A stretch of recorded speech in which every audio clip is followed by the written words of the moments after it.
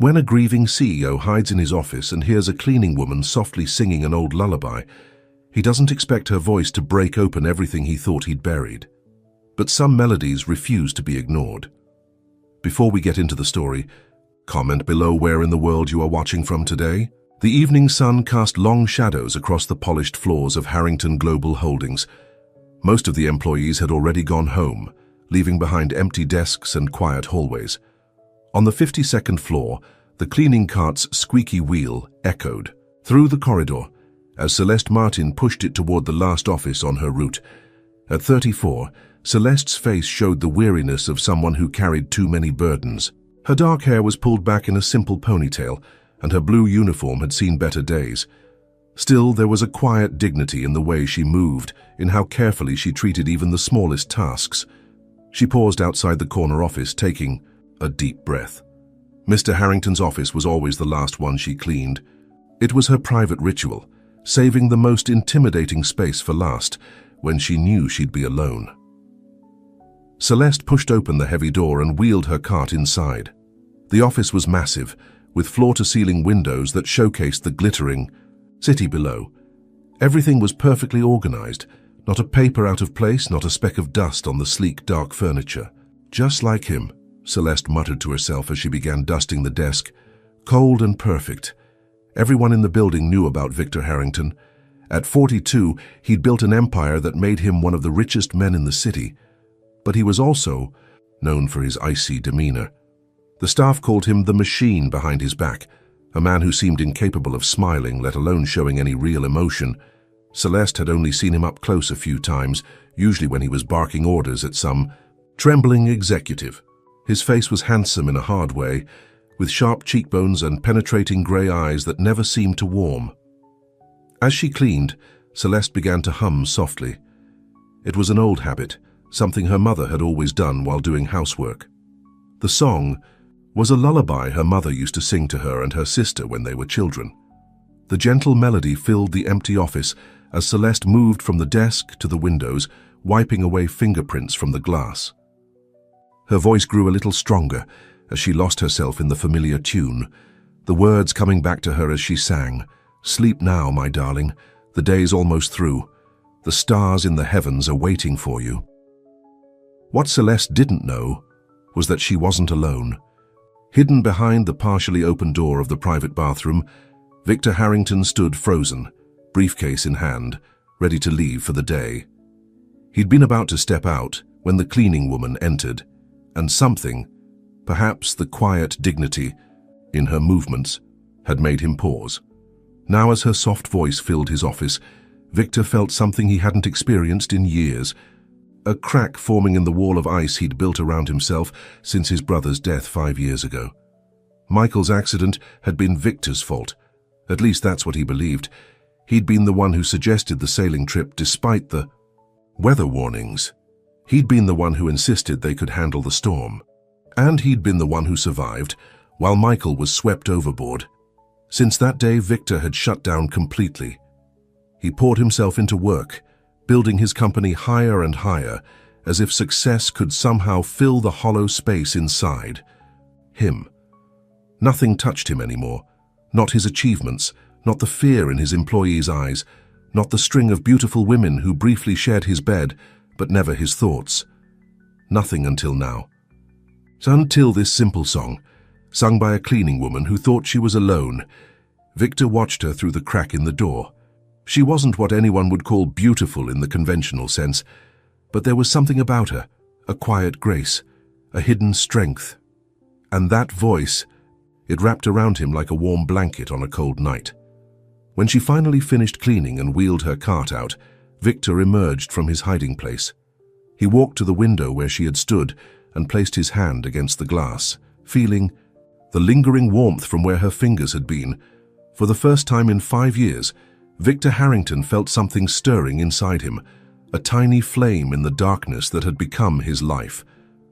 The next day, Victor found himself thinking about the cleaning woman and her song.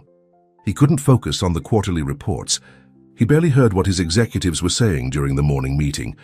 All he could think about was whether she would come back that night, whether she would sing again. At 5:30 p.m., Victor dismissed his assistant, Janet. "But sir, you have the conference call with Tokyo at 7, Janet reminded him, confused by his unusual behavior. "Reschedule it," Victor said curtly. "And I don't want to be disturbed for the rest of the evening. Clear my schedule until tomorrow morning." Janet nodded, knowing better than to question him further. As she left, she noticed something odd. The CEO's office lights were dimmed, not blazing as they usually were when he worked late. Inside his office, Victor positioned himself carefully. He moved a chair into the small reading alcove adjacent to the bathroom, where he could see without being seen. Then he waited. At precisely 8:15 p.m., he heard the squeaky wheel of the cleaning cart. His heart, which he'd almost forgotten he had, began to beat faster. The door opened, and there she was again. Tonight, Victor noticed more details about her. The name tag that read Celeste. The way she rubbed her lower back when she thought no one was watching. The small locket she wore around her neck that she occasionally touched, as if for reassurance. As she began to clean, Victor held his breath, waiting. Would she sing again? For several minutes, Celeste worked in silence, efficiently dusting and polishing. Victor felt a stab of disappointment. Perhaps last night had been a rare occurrence, but then as she began to wipe down the windows, it started. First a hum, so faint he almost missed it, then words, soft and clear. "The moon's gentle light will watch over your dreams. The night will protect you, or so it seems." Victor closed his eyes, letting the melody wash over him. He didn't understand what was happening, only that when she sang, the constant ache in his chest seemed to lessen. For the next week, Victor arranged to be hidden in his office when Celeste came to clean. Each night she sang, sometimes the same lullaby, sometimes other songs. And each night something inside Victor began to thaw a little more. Out of curiosity, he asked HR to pull her employee file. The facts of Celeste Martin's life were laid bare before him in cold bureaucratic language. Divorced 3 years ago. Guardian to her 9-year-old niece Lily, after her sister and brother-in-law died in a car accident. Working 2 jobs, cleaning at Harrington Global at night, cashier at a grocery store during the day.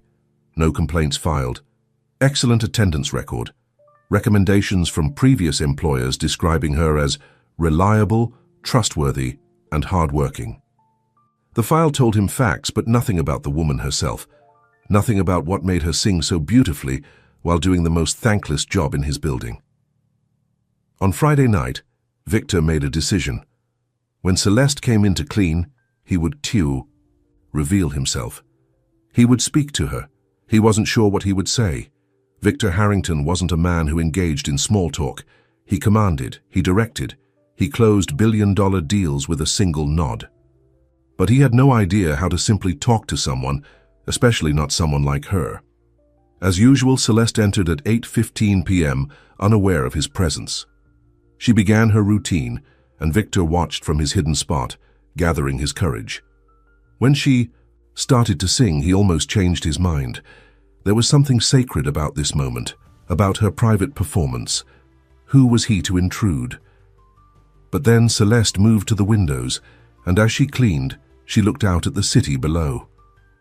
Victor saw something in her expression then, a longing, a sadness that matched his own. Before he could think better of it, he stood up. The movement caught Celeste's eye. She gasped, dropping her cleaning cloth as she spun around.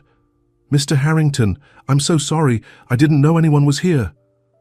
Her face flushed with embarrassment as she quickly bent to retrieve the cloth. Victor stepped forward, his heart pounding in a way it hadn't in years. "Don't stop," he said, his voice softer than it had been in a long, long time. Celeste stared at him, confused. "Excuse me?" "The song," Victor clarified, feeling awkward in a way the powerful CEO never did. "Please don't stop singing." Her eyes widened with understanding, and then with mortification. "You heard me singing. I'm so sorry. I thought I was alone. It won't happen again." "No," Victor said quickly. "That's not what I meant. I liked it." The words felt strange in his mouth, an admission of pleasure he rarely allowed himself. Celeste didn't know how to respond. In her world, Men like Victor Harrington didn't speak to women like her unless something was wrong. They certainly didn't ask them to sing. The silence stretched between them, uncomfortable and charged with something neither could name. Finally, Victor asked, "What was that song, the one about the moon and stars?" Celeste hesitated, still unsure if she was in trouble. It's just an old lullaby my mother used to sing to me and my sister." "Nothing special." "It's beautiful," Victor said, and he meant it. Would you teach it to me sometime?" The request was so unexpected, so out of character for the notorious machine, that Celeste almost laughed. But the expression on Victor's face stopped her. He looked vulnerable, earnest. Nothing like the cold titan of industry everyone feared. I suppose I could," she said uncertainly. Victor nodded, then seemed to remember himself. "I should let you finish your work, but perhaps tomorrow, after your shift." Celeste thought about her niece waiting at home with the babysitter, about how every extra hour cost money she didn't have. But something in Victor's eyes, a loneliness that echoed her own, made her nod. "Okay," she said. "Tomorrow." As she wheeled her cart out of his office a few minutes later, Celeste couldn't believe what had just happened. Victor Harrington, the man everyone in the building feared, wanted her to teach him a lullaby. It made no sense. She thought about her sister, about what she would say if she was still alive. "Only you, Celeste," she would have laughed. "Only you could make the machine ask for a bedtime song." But as Celeste waited for the elevator, she couldn't help wondering what had put that look in Victor Harrington's eyes, that hunger for something simple and beautiful, like an old lullaby sung by a woman who cleaned his office. She didn't know it yet, but that brief conversation would change both their lives forever. The small apartment was quiet except for the sound of cereal being poured into a bowl. Celeste watched as her niece Lily, a serious 9-year-old with braided hair and her mother's eyes, carefully added milk to her breakfast. "Did you finish your homework last night?" Celeste asked, sipping her coffee. She'd been up since 5 a.m., her mind racing with thoughts of her strange encounter with Victor Harrington. Lily nodded. "Mrs. Garcia helped me with my math. She said I'm getting better at fractions." Mrs. Garcia was their elderly neighbor who watched Lily when Celeste worked nights. The arrangement wasn't ideal, but it was all Celeste could afford. "That's great. Sweetie." Celeste glanced at the clock. "Hurry up now, the bus will be here soon." As she walked Lily to the bus stop, Celeste wondered how she would explain to Victor Harrington that she couldn't stay late tonight. She had promised Lily they would bake cookies for her class party tomorrow. The thought of saying no to the most powerful man in the building made her stomach twist with anxiety. People who disappointed Victor Harrington usually found themselves unemployed, and Celeste couldn't afford to lose this job. At the grocery store where she worked during the day, Celeste was distracted. She gave a customer incorrect change and nearly dropped a carton of eggs. Her manager Dale pulled her aside during her break. "Everything okay, Celeste? You seem a million miles away today." She forced a smile. "Just tired. Lily had nightmares again last night." Dale nodded sympathetically. He knew about Celeste's situation, how she had taken in her niece after her sister's death, how she worked herself to the bone to provide a stable home. "Why don't you take off early today? We're not busy, and you look like you could use some rest." Celeste wanted to refuse. She needed every hour of pay. But the truth was she did need time to think, to figure out what to say to Victor Harrington. "Thanks, Dale, I appreciate it." At home, Celeste took a rare afternoon nap, waking just in time to meet Lily's school bus. As they baked cookies together, Lily chattering about her day, Celeste made her decision. She would tell Mr. Harrington the truth, that her niece needed her at home tonight. If he fired her, she would find another night job. "Aunt Celeste, are you listening?" Lily waved a cookie cutter in front of her face. "Sorry, sweetie, what did you say?"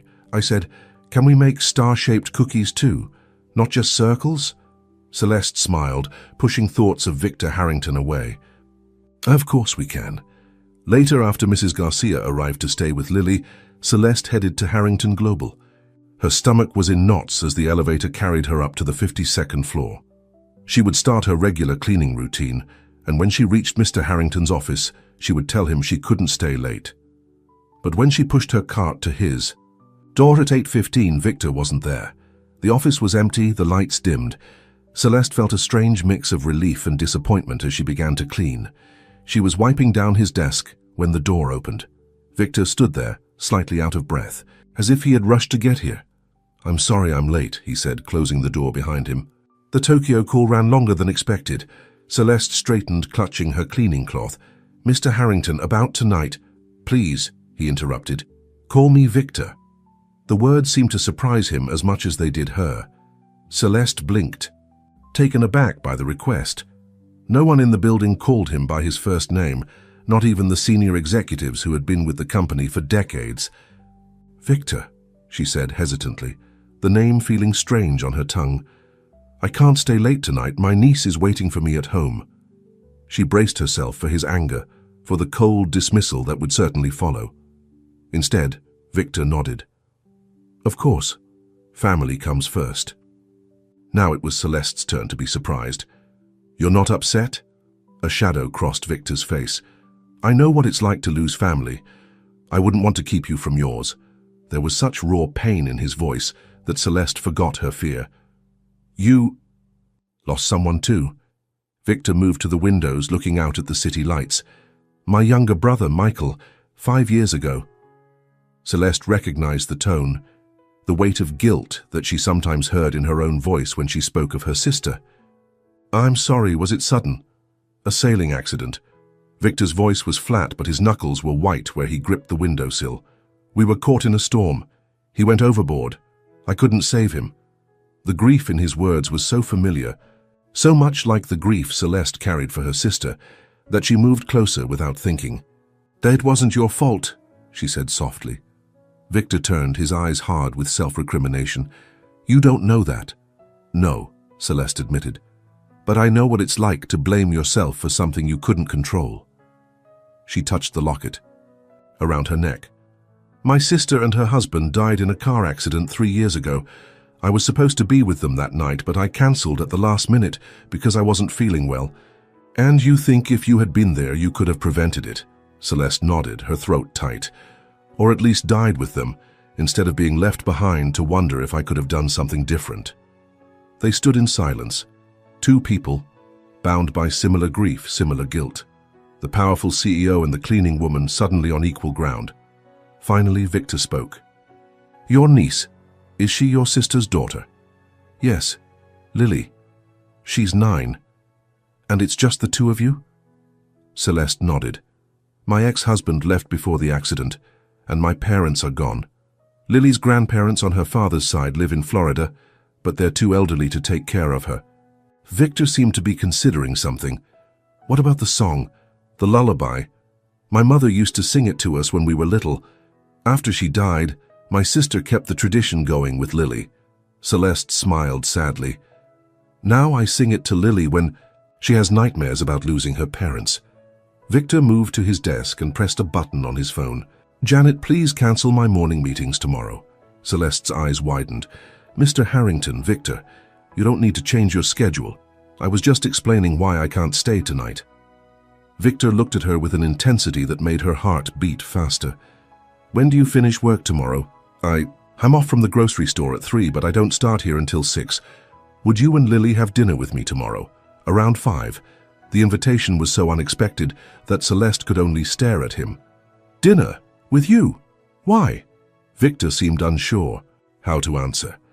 Finally, he said, "Because when you sing, I remember things I thought I'd forgotten. Good things from before Michael died, and I'd like to understand why. It wasn't a romantic invitation. It wasn't even really a friendly one. It was the request of a man trying to solve a puzzle, the puzzle of his own emotions, newly awakened." Celeste should have said no.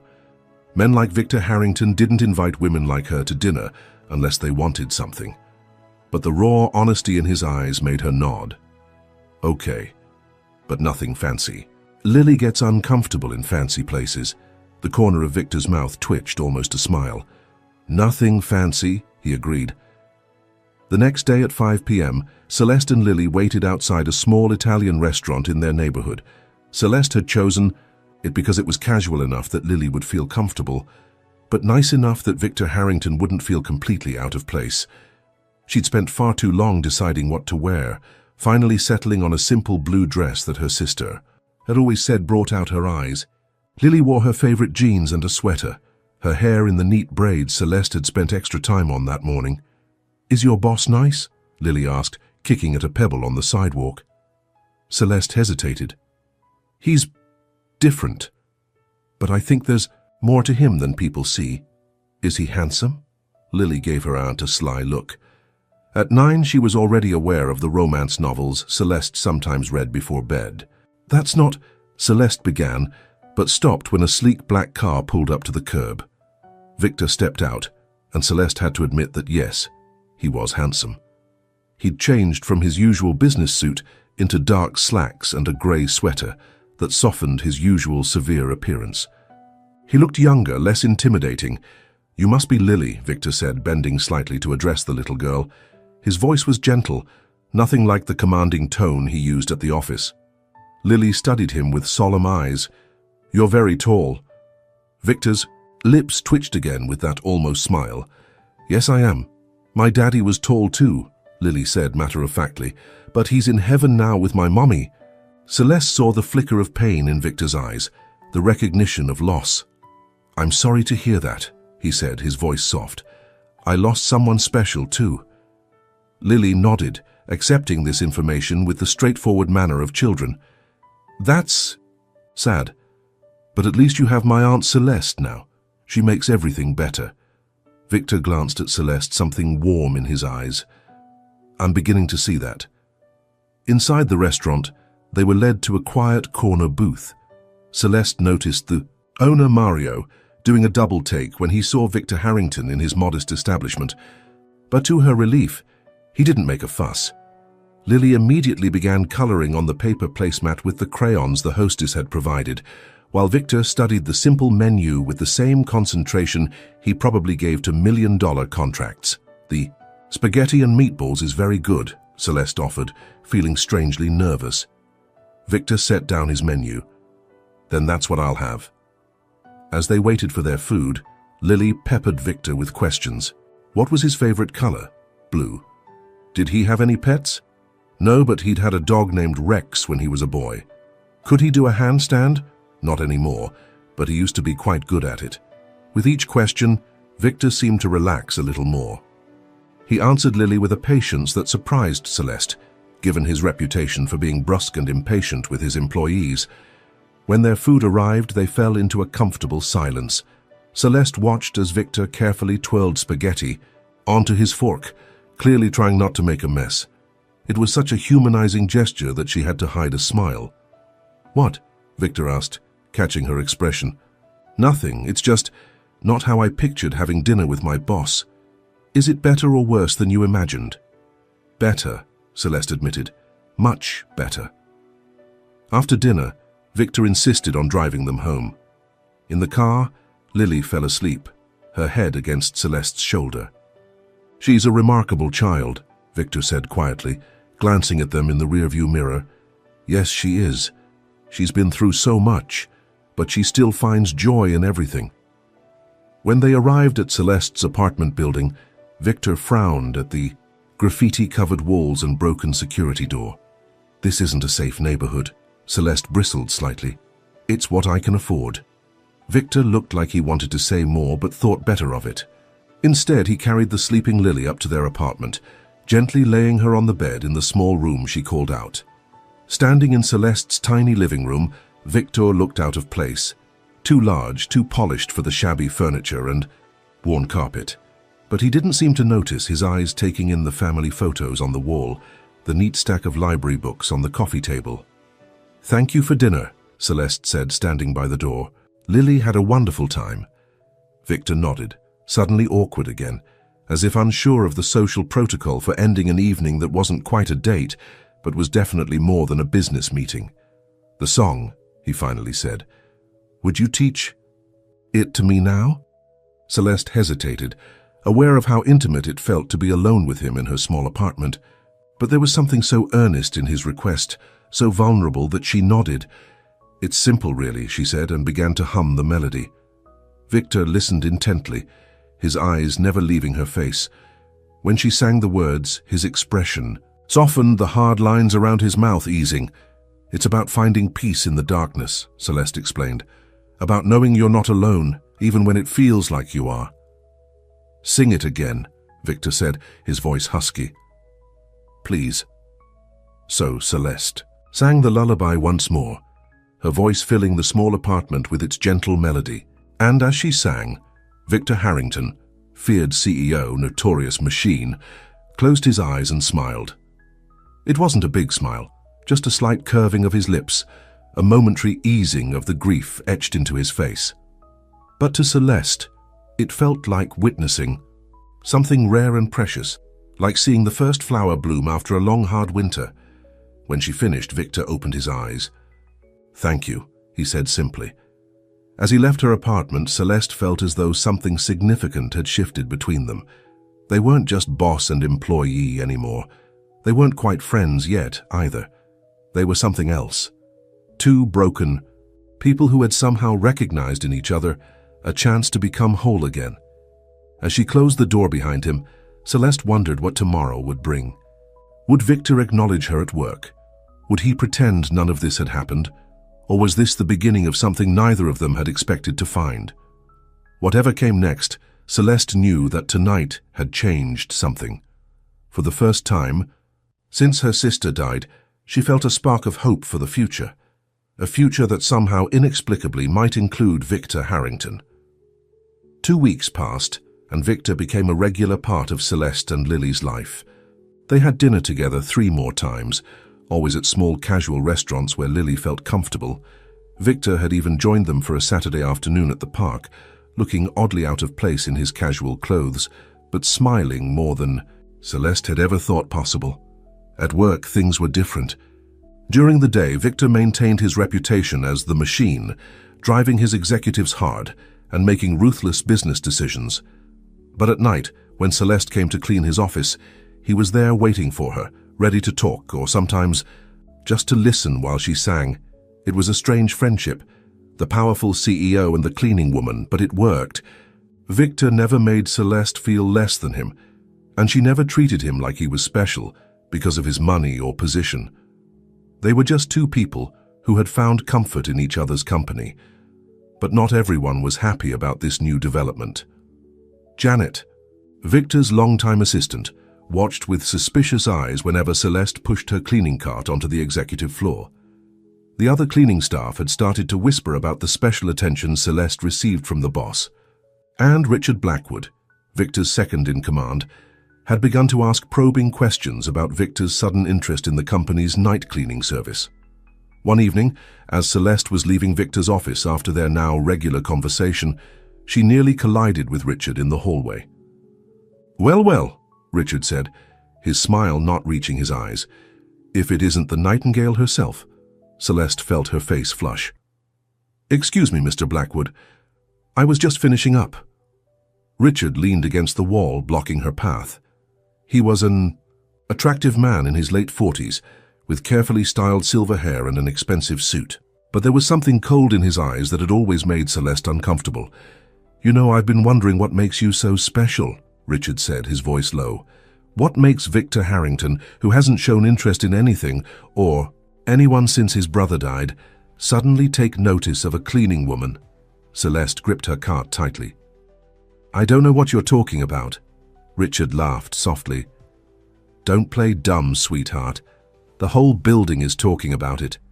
"Victor Harrington's little songbird." Celeste felt a flash of anger.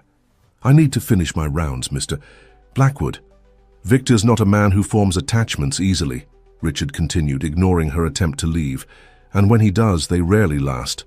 I'd hate to see you get your hopes up, only to have them crushed when he gets bored and moves on." Before Celeste could respond, a cold voice cut through the corridor. "Is there a problem here, Richard?" Victor stood in the doorway of his office, his expression thunderous. Richard straightened immediately, his smug smile fading. "No problem at all, Victor. Just making small talk with your cleaning lady." The way he said it made the job title sound like an insult. Victor's jaw tightened. "Ms. Martin has finished cleaning my office for the evening. And you have the Singapore proposal to finalize before tomorrow's call, don't you?" Richard's smile became forced. Of course, I was just heading back to my office. He nodded curtly to Celeste. Good evening, Ms. Martin. As Richard walked away, Victor turned to Celeste. Did he say something to upset you? Celeste shook her head, not wanting to create more problems. It's nothing, office gossip, that's all. Victor frowned. About us? The us caught Celeste off guard. Was there an us? They had shared meals, conversations, even a few laughs, but they had never defined what was happening between them. People talk, she said simply. It doesn't matter. But Victor's frown deepened. It matters if it's making you uncomfortable. I'm fine, Celeste assured him. Really, I need to finish my work now. Victor nodded, but his expression remained troubled as he watched her wheel her cart down the hallway. The next day, Celeste was sorting through bills at her kitchen table when her phone rang. It was Dale from the grocery store. Celeste, I'm sorry to call on your day off, but we're short-handed. Any chance you could come in for a few hours? Celeste looked at the stack of unpaid bills. Her rent was due next week, and Lily needed new shoes for school. She couldn't afford to turn down extra hours. I'll be there in 30 minutes, she said, already reaching for her coat. Mrs. Garcia agreed to watch Lily, and Celeste rushed to the store. She had been working for about an hour when she looked up to see Victor Harrington standing in her checkout line, looking completely out of place in his tailored suit among the weekend shoppers in their casual clothes. Victor, Celeste blinked, in surprise. What are you doing here? He held up a small basket containing a single apple. Shopping. The woman behind him in line frowned at the interruption. Celeste quickly scanned Victor's apple and took his money, acutely aware of her grocery store uniform and the curious stares from her co-workers. Can we talk? Victor asked quietly. Celeste glanced at the growing line. I'm working, and I can't take a break right now. We're short-staffed. Victor looked around, noting the harried expressions of the few employees visible. When do you finish? Not until 4, Celeste said, handing him his change. I'll wait. Before she could protest, he moved aside for the next customer, taking a seat on a bench near the front of the store. For the next 3 hours, Victor Harrington, CEO of one of the city's largest corporations, sat patiently in a busy grocery store, occasionally checking his phone but mostly just watching Celeste work. At 4 o'clock, when Celeste's replacement arrived at the register, she approached Victor with a mix of embarrassment and curiosity. You didn't have to wait all this time. Victor stood, straightening his jacket. I wanted to. Can I drive you home? Outside, his sleek black car drew stares from shoppers pushing carts across the parking lot. Once inside, Celeste turned to him. Why are you really here, Victor? He was quiet for a moment, his hands resting on the steering wheel.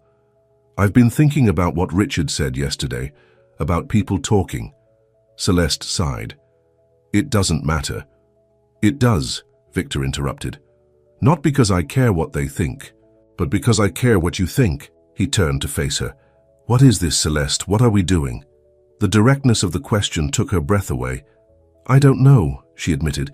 I thought we were becoming friends. Friends? Victor repeated the word as if testing it out. I haven't had a friend since Michael died. I'm not sure I remember how it works.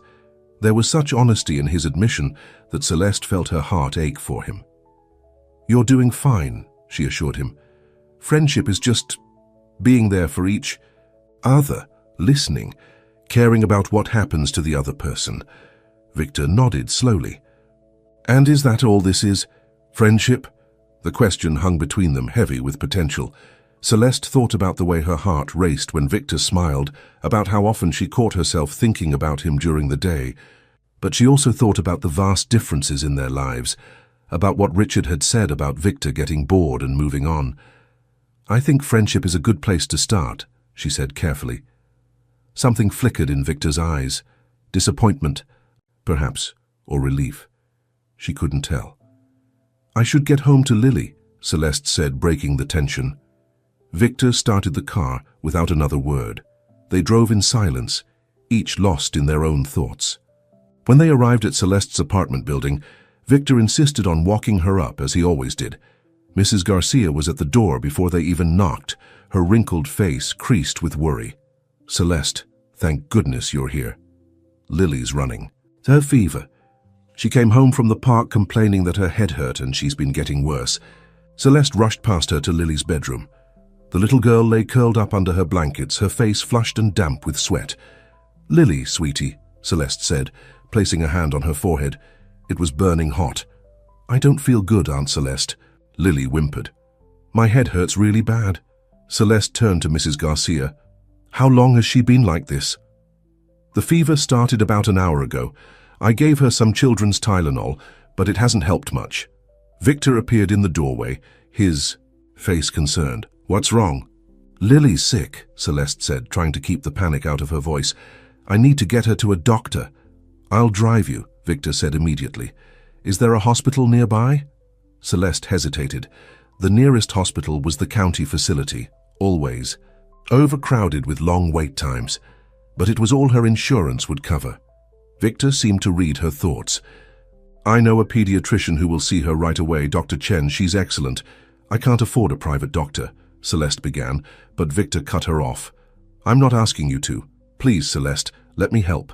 The desperation in his voice made her decision for her. "Okay." Victor carried Lily to the car, wrapping her in a blanket as Celeste grabbed her insurance card and purse. Within 20 minutes, they were in an upscale medical office where a kind-faced woman greeted them warmly. "Victor, it's been a while," Dr. Chen said, leading them to an examination room. "Thank you for seeing us so quickly, May," Victor said. "This is Celeste and her niece, Lily." Dr. Chen examined Lily thoroughly, her manner gentle and efficient. "It's strep throat," she diagnosed. "Quite a severe case. We'll start her on antibiotics right away." While Dr. Chen wrote a prescription, Celeste turned to Victor. "How do you know her?" A shadow crossed his face. "She was Michael's doctor when he was a child. We've stayed in touch. After picking up Lily's medication at a 24-hour pharmacy, they returned to Celeste's apartment. Victor insisted on staying to help, holding Lily while Celeste prepared a cool compress for her forehead, then reading to her until she fell asleep. It was nearly midnight when they finally sat down at Celeste's small kitchen table, cups of instant coffee in front of them. "Thank you," Celeste said, her voice thick with gratitude. "For everything," Victor shook his head. "You don't need to thank me. I wanted to help." "Still," Celeste insisted, "most bosses wouldn't spend their Saturday driving. They're cleaning Lady's sick niece to the doctor. Is that all I am to you?" Victor asked quietly. "Your boss?" Celeste met his gaze. "No, you know you're not." Victor reached across the table and took her hand. His touch was warm, his fingers curling around hers with gentle pressure. "When Michael died, I shut down completely," he said, his voice low. "I built walls around myself so thick that nothing could get through. Nothing and no one. Until you started singing in my office that night." Celeste felt her heart pounding. "Victor, let me finish, please," he said. "I've been alone for so long, Celeste, surrounded by people but completely alone. And then suddenly, there you were with your voice and your kindness and your quiet strength. And for the first time in 5 years, I didn't want to be alone anymore." The raw emotion in his voice brought tears to Celeste's eyes. "I've been alone too," she whispered. "Even with Lily, there's been this emptiness since my sister died, this feeling that a part of me was missing." Victor's thumb traced circles on the back of her hand. "And now?" "Now?" Celeste took a deep breath. "Now I'm scared." "Of what?" "Of this. Of you. Of letting myself believe that someone like you could really care about someone like me. That it isn't just gratitude because I sang a song that reminded you of better times." Victor's face softened. "It's not gratitude, Celeste. It's so much more than that." For a long moment they sat in silence, their hands still joined across the table. Then, from Lily's room, came the sound of coughing. Celeste stood immediately. "I should check on her." Victor nodded, releasing her hand. "Of course." While Celeste tended to Lily, giving her another dose of medicine and helping her sip some water, Victor wandered around the small living room. He looked at the family photos. On the wall, Celeste with her sister, both smiling at the camera. Lily as a toddler held in her mother's arms. Celeste's parents on their anniversary, looking proud and happy. When Celeste returned, she found Victor studying a framed sheet of music hanging near the window. "It's the lullaby," she explained. My mother wrote it down for us when we were little. It's the only thing I have in her handwriting." Victor turned to her, his expression unreadable. "You gave me something precious that night when you sang to me. I want to give you something in return." "You already have," Celeste said. "Tonight with Lily." "No," Victor shook his head. "That was just being decent. I want to give you something that matters." Before Celeste could ask what he meant, her phone rang. It was Mrs. Garcia checking on Lily. By the time she finished the call, Victor was putting on his coat. "You should get some rest," he said. "I'll come by tomorrow to see how Lily's doing, if that's okay." Celeste nodded, suddenly exhausted. "That would be nice." At the door, Victor paused. He reached out and gently touched Celeste's cheek, his fingers warm against her skin. "Good night, Celeste." After he left, Celeste leaned against the closed door, her heart racing. She didn't know what was happening between them, only that it felt both terrifying and wonderful at the same time. In his car, Victor sat for a long moment before starting the engine. He felt lighter somehow, as if a weight he'd carried for years had begun to lift. He thought of Celeste's face when she'd thanked him for helping with Lily, of the trust in her eyes, when she'd finally admitted she was scared. For the first time since Michael's death, Victor Harrington felt something stir inside him. Not just gratitude or friendship, but something deeper. Something that made him want to be worthy of the faith Celeste was beginning to place in him. As he drove through the quiet streets, Victor made a decision. It was time to let go of the past. Time to stop punishing himself for Michael's death. Time to believe that he deserved a second chance at happiness. And perhaps, just perhaps, that second chance had a name: Celeste. The following Sunday morning, Victor arrived at Celeste's apartment with a bag of fresh pastries and orange juice. Lily, still in her pajamas but feeling much better thanks to the antibiotics, squealed with delight when she saw the chocolate croissants. "Can I have two?" she asked, looking hopefully at her aunt. Celeste smiled. "One now, and maybe another later, if you eat a proper lunch." As Lily happily munched on her pastry, leaving chocolate smudges on her chin, Victor watched with an expression that was becoming more familiar, a look of contentment that softened his usually stern features. "She recovers quickly," he commented to Celeste as they sat at the small kitchen table. "Children do," Celeste replied. "Yesterday she was burning with fever, and today she's already asking if she can go to the park." "Not today," Victor said firmly. "The doctor said she needs to rest for at least 2 more days." Celeste raised an eyebrow, amused by his authoritative tone. "I know. I wasn't planning to take her out." Victor looked slightly embarrassed. "Sorry, I'm used to giving orders at work." "I've noticed," Celeste teased gently. Their easy conversation was interrupted by a knock at the door. Celeste frowned, not expecting visitors. When she opened the door, Richard Blackwood stood there, impeccably dressed even on a Sunday morning. His smile didn't reach his eyes as he took in Celeste's casual weekend clothes. "Ms. Martin, I hope I'm not interrupting anything." Before Celeste could respond, Victor appeared behind her. The two men stared at each other, tension filling the air. "Richard," Victor's voice was cold. "What are you doing here?" Richard's smile became even more forced. "I could ask you the same question, Victor, but I think the answer is obvious." His eyes flickered back to Celeste. "May I come in? I have some business to discuss with Victor." Reluctantly, Celeste stepped aside. Richard entered the small apartment, his expensive cologne filling the space. His eyes swept critically over the modest furnishings before landing on Lily, who was watching him with curious eyes. "Hello there," Richard said with false cheerfulness. "You must be Lily. I'm Mr. Blackwood. I work with your aunt's friend." Lily, always perceptive, edged closer to Victor. "Are you his boss?" Richard laughed, the sound brittle. "No, sweetheart, he's my boss, though sometimes I wonder if he remembers that, given how distracted he's been lately." "What do you want, Richard?" Victor asked, his patience clearly wearing thin. "The Singapore deal is in trouble," Richard said. "Lynn called this morning. He's threatening to walk unless we make some concessions." Victor frowned. "Lynn agreed to our terms last week. Well, he's changed his mind. He wants to speak to you directly. Today. I've been trying to call you, but you weren't answering your phone." Victor pulled his phone from his pocket. Realizing he had put it on silent, there were 7 missed calls from Richard. "I can set up a video conference at the office in an hour," Richard continued, "but we need to act fast. This is $100 million deal, Victor. We can't afford to lose it." Victor looked at Celeste, torn between his responsibility to his company and his desire to spend the day with her and Lily. "Go," Celeste said softly. "It's okay. We'll be fine." Victor nodded, reluctant, but knowing she was right. "I'll call you later," he promised. As the 2 men left, Richard cast a final glance at Celeste, his expression unreadable. There was something in his eyes that made her uneasy, a calculation, a coldness that went beyond simple disapproval. After they were gone, Lily came to stand beside her aunt. "I don't like that man," she said simply. "Neither do I, sweetie," Celeste admitted. "Neither do I." At Harrington Global, Victor and Richard worked through the crisis with the Singapore client.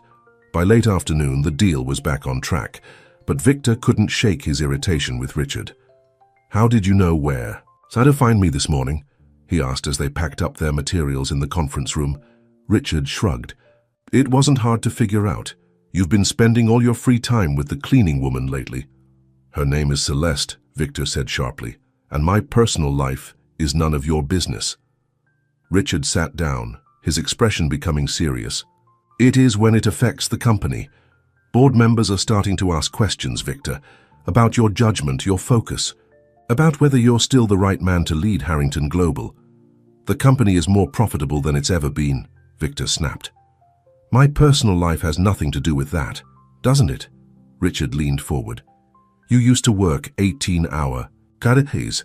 You were ruthless, focused, driven. Now you're leaving early to have dinner with your cleaning lady and her niece. You're turning down important business meetings to play nursemaid when the kid gets sick." Victor felt his anger rising. "You've been watching me." "I've been concerned," Richard corrected. "We all have. This isn't like you, Victor. Ever since your brother died, you've been like a machine, single-minded, unemotional, dedicated only to building the company. It made you a hell of a CEO, but now?" He shook his head. "Now you're letting yourself get distracted by a pretty face and a sob story." Victor stood abruptly, his hands clenched at his sides. "Don't talk about Celeste like that." Richard stood as well, undaunted. "Someone needs to say it. She's using you, Victor. She sees a rich, lonely man and smells opportunity. The singing, the sad stories about her dead sister. It's all designed to pull at your heartstrings, and it's working." For a moment, Victor looked like he might strike Richard, but then a cold calm settled over him. "You're fired," he said quietly. Richard's eyes widened. "What?" "You heard me. Clean out your desk. Security will escort you out." "You can't fire me," Richard protested. "I've been with this company for 15 years. I know things, Victor. Things about how you've operated that the board might not appreciate learning." Victor stepped closer, his voice dangerously soft. "Are you threatening me, Richard?" Richard swallowed hard but held his ground. "I'm reminding you that we've been in the trenches together. We've made decisions together that weren't always by the book. If I go down, you might come with me." For a long moment, the 2 men stared at each other. Then Victor's phone rang, breaking the tension. He glanced at the screen. It was Celeste. "Think carefully about what you're doing," Richard warned as Victor reached for his phone. "For the company's sake, for your own sake." Victor turned his back on Richard and answered the call. "Celeste, is everything okay?" Her voice was trembling. "Victor, someone was just here, a woman. She said she was from Child Protective Services. She was asking questions about Lily, about my arrangement with Mrs. Garcia, about my work hours." Victor felt a cold knot form in his stomach. "What did she say exactly?" "That they'd received a complaint that Lily was being left alone or with inadequate supervision, that I was working too many hours to properly care for her." Celeste's voice broke. "Victor, they can't take her away from me. She's all I have left." "They won't," Victor promised, his mind racing. He turned to look at Richard, who was watching him with a smug expression. "I'll be right there." After hanging up, Victor advanced on Richard. "Did you do this?" he demanded. "Call CPS on Celeste?" Richard shrugged, not bothering to deny it. Like I said, I've been concerned. A woman working 2 jobs, leaving her traumatized niece with an elderly neighbor at all hours. It doesn't sound like an ideal situation for a child, does it? Victor had never felt such rage. He grabbed Richard by the collar, pulling him close. If anything happens to Lily or Celeste because of this, I will destroy you. Do you understand? Me. Not just your career, your entire life. Richard didn't flinch. It's your choice, Victor. The company or the cleaning woman, you can't have both. Victor released him with a disgusted shove. Watch me. At Celeste's apartment, he found her pacing nervously while Lily watched TV, unaware of the danger threatening their little family. They're coming back tomorrow, Celeste said, her eyes red from crying. For a formal inspection. If they decide I'm an unfit guardian... That won't happen, Victor assured her, pulling her into his arms. I promise you, Celeste, I won't let them take Lily from you. As he held her, Victor's mind was working, formulating a plan. By the time Celeste had calmed down, he knew what he needed to do. Celeste, he said, taking her hands in his, I need to ask you something important. She looked up at him, her eyes still wet with tears. What is it? Will you marry me? The question hung in the air between them. Celeste stared at him in shock. What? Victor, that's crazy. We barely know each other, and besides, I know you're just asking because of the CPS situation. No, Victor said firmly. I'm asking because I love you. Because these past few weeks with you and Lily have been the happiest I've had in years. Because when you sing, I remember what it feels like to be alive. Celeste shook her head, overwhelmed. This is too fast, and what about your company? Richard made it clear that I'm a liability to you. Richard is a problem I can handle, Victor said. And maybe it is fast. But sometimes you just know when something is right. When I'm with you, I feel like the man I used to be before Michael died, the man I want to be again. He cupped her face gently in his hands. I'm not asking you to decide right now, just think about it. Let me help you and Lily. Let me be part of your family. Celeste looked into his eyes, searching for any sign of doubt or insincerity. But all she saw was warmth and determination. What about Lily? She asked softly. Have you thought about what it means to become a parent overnight? Victor smiled. Lily is part of why I love you, Celeste. She's an amazing child. Being her stepfather would be an honor, not a burden. Celeste's heart raced at his words. Could this really be happening? Could this powerful, complicated man truly love her, not just because she sang a song that touched him, but for who she was? I need time, she finally said, to think, to make sure this is right for all of us. Victor nodded. Of course. But in the meantime, let me help with the CPS situation. I have lawyers who can make sure your rights as Lily's guardian are protected. The next day, when the CPS worker returned, she found not just Celeste, but also Victor and 2 attorneys from one of the city's most prestigious law firms. The inspection was brief and professional, and by the end, the case was marked for closure, with no concerns noted about Lily's care. After the officials left, Celeste turned to Victor. Thank you. I don't know how to repay you for this. Victor took her hands in his. You don't need to repay me, but I would like an answer to my question. Celeste took a deep breath. I care about you, Victor, more than I thought possible after such a short time, but marriage, that's a huge step. What are you afraid of? Victor asked gently. That one day you'll wake up and realize that I'm just an ordinary woman who happened to sing the right song at the right time. That the novelty will wear off, and you'll resent being tied to someone so simple. Victor shook his head. You're anything but simple, Celeste Martin. You're the strongest, most loving person I've ever met. And I'm not asking you to marry me because of a song. I'm asking because when I look at my future, I can't imagine it without you and Lily in it. Tears filled Celeste's eyes. What about your company? Richard said. Richard is gone, Victor interrupted. I fired him yesterday. And as for the company... He paused, considering his words carefully. Michael and I built Harrington Global, together. After he died, I thought the company was all I had left of him, so I poured everything into it. But the truth is, he wouldn't recognize what it's become, what I've become. Cold, ruthless, feared rather than respected. Victor squeezed her hands. You've helped me see that, Celeste, and now I have a chance to rebuild it into something Michael would be proud of. Something I can be proud of. Lily, who had been playing quietly nearby, suddenly appeared at Celeste's side. Are you going to marry Victor, Aunt Celeste? She asked, her eyes bright with hope. Because I think you should. He makes you smile a lot, and you didn't smile much before. Celeste looked from her niece to Victor, her heart so full it felt like it might burst. Is that right? I smile more now? Lily nodded solemnly. Way more. And he reads to me almost as good as Mommy used to. Plus he promised to take us to the beach this summer. Did he now? Celeste raised an eyebrow at Victor, who had the grace to look slightly sheepish. I might have mentioned it as a possibility, he admitted. If you said, yes. Celeste knew there would be challenges ahead. Victor's world was so different from hers, and bridging that gap wouldn't be easy. But when she looked into his eyes, she saw something she'd never expected to find again after her sister died. A future filled with love and hope. Yes, she said, softly. Yes, I'll marry you. Victor's face lit up with a smile so bright it transformed him completely.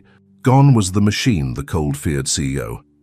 In his place was simply a man in love, his eyes shining with joy. He pulled Celeste into his arms and kissed her, a gentle kiss that held the promise of all the days to come.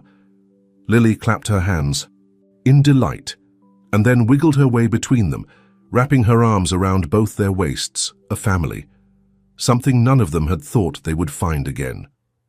3 months later, Celeste stood in Victor's, now their, penthouse apartment, looking out at the city lights.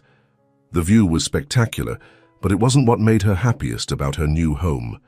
It was the sound of laughter coming from Lily's room, where Victor was reading her a bedtime story, complete with funny voices that had the little girl giggling uncontrollably.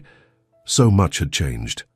Celeste had quit both her jobs, though she insisted on keeping busy, now volunteering at Lily's school and taking classes to finish her long-abandoned college degree.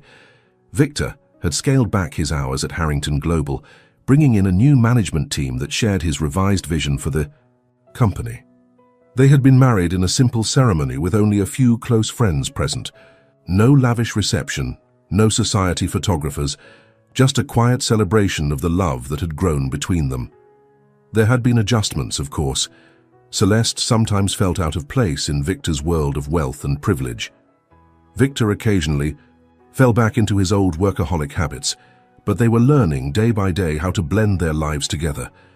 As she stood by the window, lost in thought, Celeste began to hum the lullaby, her mother's lullaby, the song that had started it. Oh, she didn't notice Victor approaching until his arms wrapped around her from behind. I love when you sing that, he murmured, resting his chin on her shoulder. I know, Celeste smiled, leaning back against him. Is Lily asleep? Almost. She wants you to come say good night. Hand in hand, they walked to Lily's bedroom. The little girl was already drowsy, her eyes heavy with sleep. Sing the song, Aunt Celeste, she requested, as she did every night. Celeste sat on the edge of the bed and began to sing the lullaby, her voice soft and sweet in the quiet room. Victor joined her, his deeper voice harmonizing with hers, a new tradition they had started, singing together to send Lily off to sleep. As the last notes faded, Lily's eyes closed completely. Celeste leaned down to kiss her forehead, and then she and Victor tiptoed from the room. In their own bedroom, Victor pulled Celeste into his arms. I have something for you, he said, reaching into his pocket. I've been waiting for the right moment. He handed her a small velvet box. Inside was a delicate music box carved from pale wood with mother-of-pearl inlay. When Celeste wound the key, it played her mother's lullaby, the notes pure and sweet in the quiet room. How did you? She began, tears filling her eyes. I had it made, Victor explained, from the sheet music in your living room. I know how much that song means to you, to us. Celeste clutched the music box to her chest. It's perfect, she whispered. Thank you. Victor brushed a tear from her cheek. No, thank you. For singing when you thought no one was listening, for showing me that it was still possible to feel, to love, for bringing music back into my life when I thought it was gone forever. He lowered his forehead to hers, their breath mingling in the small space between them. "I love you, Celeste Harrington."